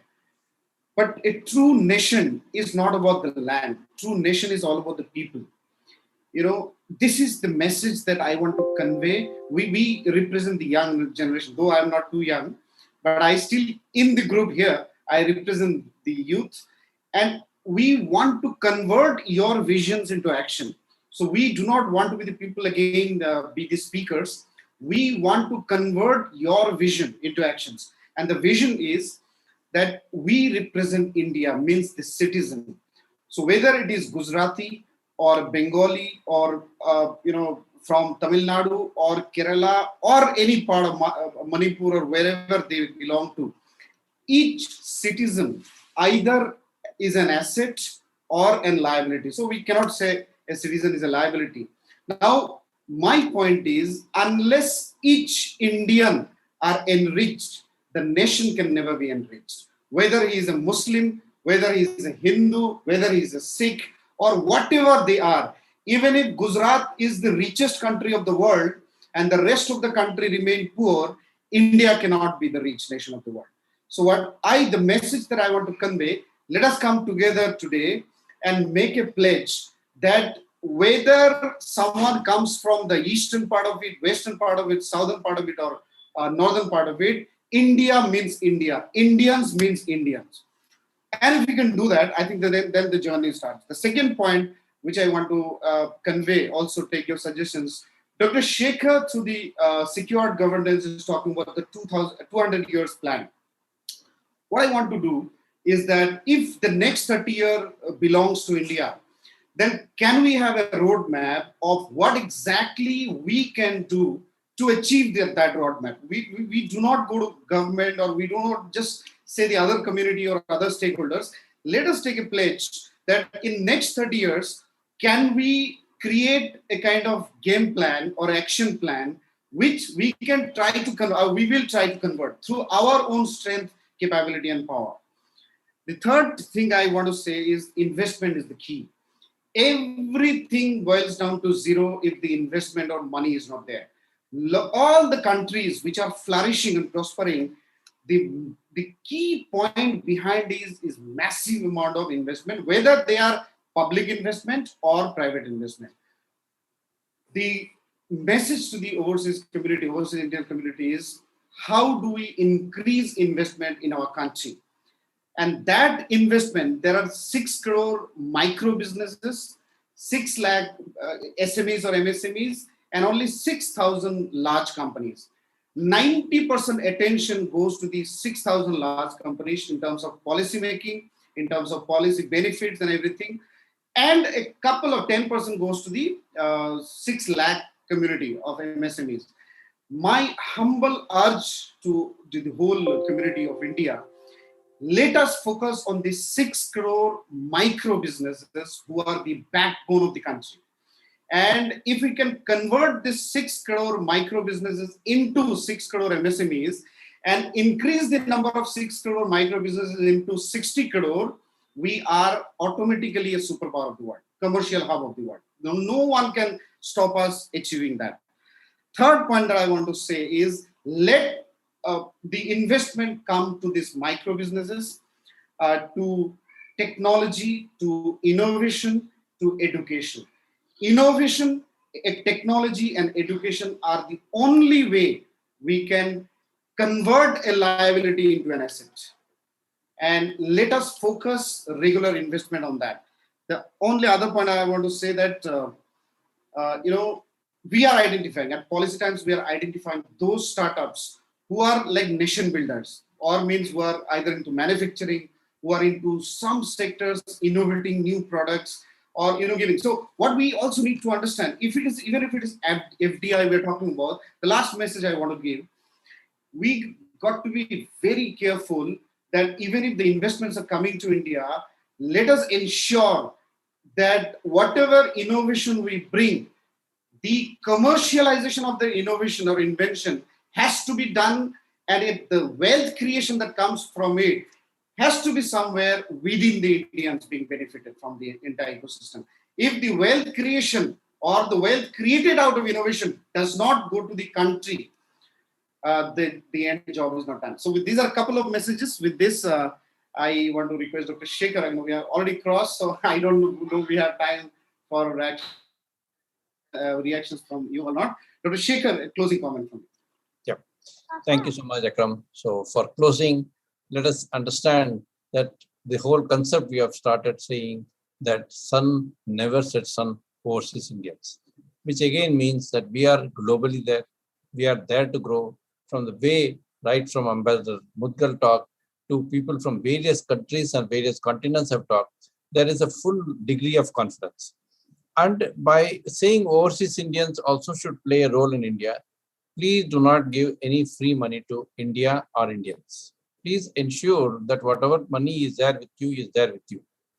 Many places where there are more overseas from some of the states, some of the state people have got spoiled because of free money which has come to those states. Please do not give even 1 rupee free to your own brothers. Please invest more than that. See that you get return. See that you become more prosperous. My own book is how to increase the prosperity of the overseas Indians, not to make India prosperous. So when you are prosperous, India is automatically prosperous. Even if you are seeing some negative things happening, something happening, please ensure that your money is safe. Your money is invested properly. All the CSR groups and others come and keep asking for free money. Free money, I feel at least, one may differ, should not be easily given. And whatever way we have recommended, that take our banks, take our institutions, take our schools, take our colleges, take our this thing. There, if you lose money, there's nothing wrong. Like our Rafik said, something he did, he was there, he lost money. He doesn't repent on it. He feels that, yes, there are some circumstantial thing. And same thing when somebody else managed, it made a big money. So same way, the money is not something which is to be given free. Technology, same way. Look for good technologies abroad. Look for equally good technologies in India. People are looking for big replacement for the huge, $12 trillion Chinese market which is floating around, for which Europeans want India to come. Indians can play a huge role. Indians can play a great role. Indians can ensure that, people are identified in India. Akram is there to identify whatever way you can help. There are many others who can do. There's not anything only for us. But Akram, because he's doing some phenomenally good work for the schools, colleges, encouraging entrepreneurs, encouraging innovators, encouraging startups. Nobody does it. People feel their liability, in terms of, people feel we should talk and quit. He doesn't do that. He actually sits with them, makes them understand, make them grow. In whatever way others can take advantage, they should take advantage. Because with the two hands together, we can make 1 + 1 = 11.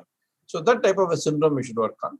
Thank you thanks to all the enlightened speakers, and to make this 141st episode come true. When we started, we thought we'll close in 10, and today we have crossed 140 and going strong. Next 40 are booked already. So we want people to come again, people to see that this benefit everybody and it benefits our national growth. And with overseas Indians coming there, it has to be a good global growth phenomenon. Thank you so much. Thank you. Thank you so much. Thank you so much. Such an honor. Thanks, Dr. Sekhar. Thanks, Akram. Thank you. Thanks, everyone. Akram, just circulate the contact details of the participants We will do on that. the group. Yeah. Yes. Thank you.